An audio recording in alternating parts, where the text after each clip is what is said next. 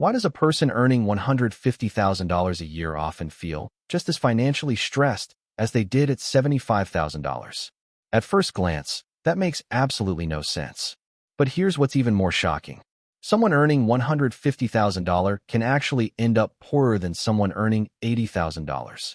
Not because they make less money, but because of one mistake that quietly destroys wealth for decades. And chances are, you're making it too. By the end of this video, you'll understand exactly why so many high earners still feel broke, and what separates a high income from real wealth. Before we dive in, if you're new here, my name is Fred. I spend way too much time thinking about wealth building, investing, and personal finance. And on this channel, we break down the real numbers behind money so you can make smarter financial decisions and build lasting financial freedom. Now let's talk about why one of America's most famous financial milestones doesn't feel the way it used to. Imagine telling someone 20 years ago that a person earning $150,000 a year could still feel financially stressed. They probably wouldn't believe you. Back then, $150,000 sounded like the kind of income that solved money problems. The kind of income that bought a nice house, a comfortable retirement, family vacations, and peace of mind. But today, thousands of Americans earning $150,000, or even more, say they still feel broke.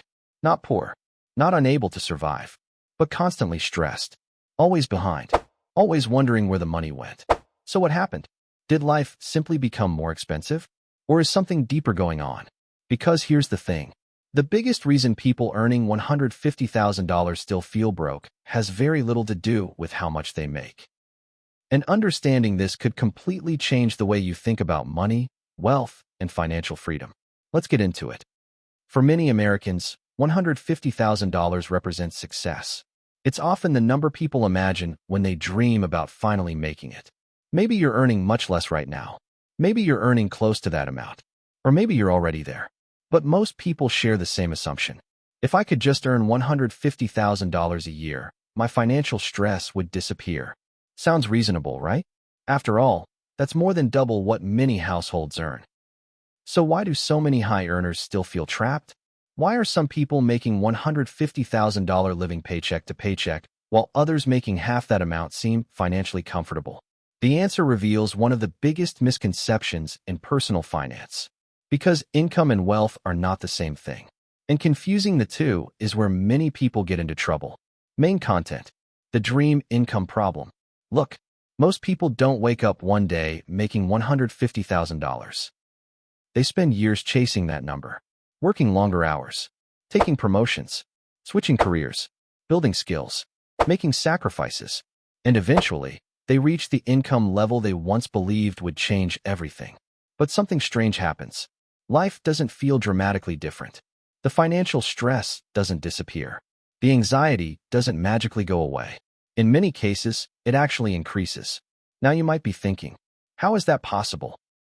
Here's what most people don't realize. When income rises, expenses rarely stay the same. In fact, expenses often rise faster than income. This phenomenon has a name: lifestyle inflation. And it's one of the biggest reasons people earning six figures still feel broke. The lifestyle inflation trap. Let's imagine two people. Person A earns $70,000. Person B earns $150,000. Most people assume person B is automatically building wealth faster. But that's not necessarily true. Person B buys a larger house, gets a larger mortgage, drives a newer vehicle, pays higher insurance premiums, spends more on vacations, eats out more frequently, uses more convenience services, has more subscriptions, and often carries larger monthly obligations. Suddenly, that higher income doesn't feel so high anymore. Here's the thing. Lifestyle inflation doesn't happen because people are irresponsible. It happens because humans adapt. What once felt luxurious eventually becomes normal. The apartment becomes too small. The car feels outdated. The vacation feels ordinary. The restaurant no longer feels special. And every upgrade becomes the new baseline. This is where it gets really interesting. The goalposts keep moving. Every financial milestone creates a new standard. And because of that, satisfaction often stays exactly where it was before. The invisible costs of success. Many people focus on visible expenses: housing, food, transportation, utilities. But high earners often face invisible costs too. The pressure to maintain appearances, the pressure to keep up with peers, the pressure to signal success. Think about it. If everyone around you drives luxury vehicles, your reliable car suddenly feels inadequate. If your coworkers take expensive vacations, your simple vacation feels less impressive. If your social circle spends freely, restraint becomes harder. Nobody explicitly tells you to spend more, but the pressure exists anyway. And over time, it influences decisions in ways people rarely notice. This isn't about vanity. It's about psychology. Humans naturally compare themselves to those around them. And comparison is expensive. The million-dollar leak. Now let's talk about something that sounds small, but becomes massive over time. Imagine spending an extra $500 per month. Not on one thing, just on various lifestyle upgrades. A nicer vehicle, a premium phone plan, extra dining out, a few subscriptions. Convenience spending. $500 doesn't sound life-changing. But invested over decades, that money could potentially grow into hundreds of thousands of dollars, possibly more. This is why financial freedom isn't usually destroyed by one giant mistake.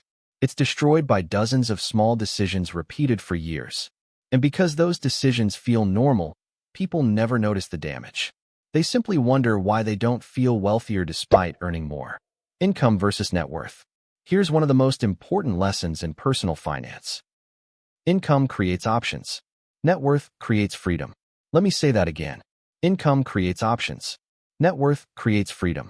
A person earning $150,000 with no savings, high debt, and little investment income may feel constantly stressed. Meanwhile, someone earning $80,000 with significant investments and low expenses may feel completely secure. Why? Because wealth is not measured by income. Wealth is measured by ownership, assets, investments, cash reserves, businesses, income-producing resources. These things continue working even when you're not. A paycheck stops when work stops. Assets don't. And that's a huge difference. Psychology behind the problem. This is where most finance videos stop. But the psychology is actually the most important part. Because the real issue isn't money. It's expectations. Here's what most people don't realize. Humans are surprisingly bad at predicting what will make them happy. We assume a higher income will create lasting satisfaction. But once we reach that level, our brains adapt. Very quickly, the excitement fades. The income becomes normal. And then we start chasing the next number. Maybe it's $200,000. Maybe it's $250,000. Maybe it's $500,000. The cycle never ends. This is known as the hedonic treadmill. No matter how much progress we make, we keep running toward a new target. And because the target keeps moving, we rarely feel like we've arrived. That's why some people earning millions still feel financially insecure. The problem isn't always a lack of money. Sometimes it's a lack of enough. And enough is a moving target. The wealthiest people often understand something others don't. At some point, financial freedom becomes less about increasing income and more about reducing dependency. The less money you need to feel content, the stronger your financial position becomes. Action plan. So how do you avoid the $150,000 trap? Let's break it down. Step 1. Track your savings rate. Most people track income. Few track savings rate. Your savings rate tells you how much wealth you're actually building, not how much you're earning, how much you're keeping. That number matters far more than most people realize. Step 2. Avoid automatic lifestyle upgrades. Every raise doesn't require a new expense. Before upgrading anything, ask yourself, will this genuinely improve my life? Or am I simply upgrading because I can? That question alone can save tens of thousands of dollars over time. Step 3. Build assets first. Many people spend first and invest what's left. Wealth builders do the opposite. They invest first, then spend what's left. It's a simple shift, but it changes everything. Step 4. Focus on net worth. Stop measuring progress only through income. Track net worth regularly. Watching assets grow creates motivation. And unlike income, net worth reflects true financial progress. Step 5. Define your version of enough. This may be the most important step of all.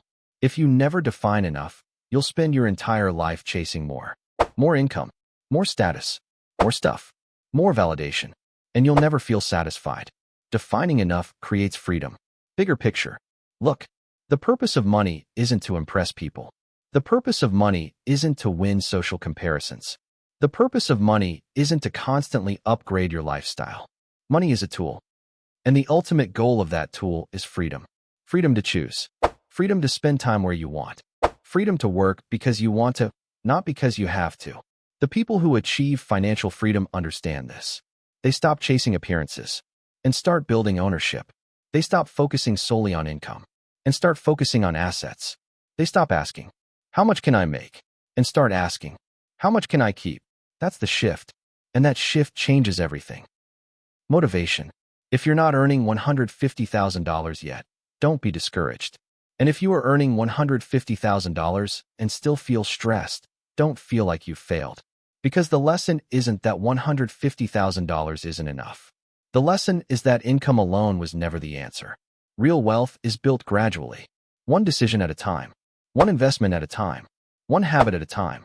The people who become financially free aren't necessarily the people with the highest incomes. They're often the people who consistently make smart decisions for years. And that's good news, because smart decisions are available to everyone. Starting today, call to action. If you enjoyed this video and want more content on building real wealth, financial freedom, investing, and money psychology, make sure to subscribe. And let me know in the comments. Do you think $150,000 a year is enough to feel financially secure in America today? I'd love to hear your thoughts. Thanks for watching. And remember, a bigger paycheck can make you feel successful, but growing assets is what creates freedom.